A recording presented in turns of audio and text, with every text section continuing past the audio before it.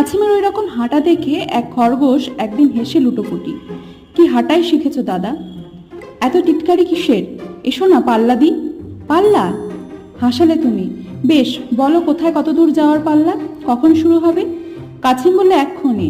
ওই যে অনেক দূরে নদীর ধারে একটা বটগাছ দেখা যাচ্ছে, এসো দেখি ওইখানে কে আগে যেতে পারে। বলার সঙ্গে সঙ্গে পাল্লা দিয়ে শুরু হয়ে গেল। খরগোশ একটু দৌড়েই পেছনে তাকিয়ে দেখে কাছিম অনেক পেছনে পড়ে আছে, ভীষণ রোদ্দুর।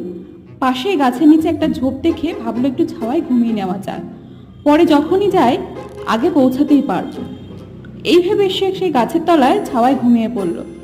কাছিম কিন্তু রোদ্দুর টোদ্দুর গ্রাহ্য না করে ধীর গতিতে একটুও না থেমে চলতেই লাগলো। বেলা পড়ে এলো, খরগোশের ঘুম ভাঙলো।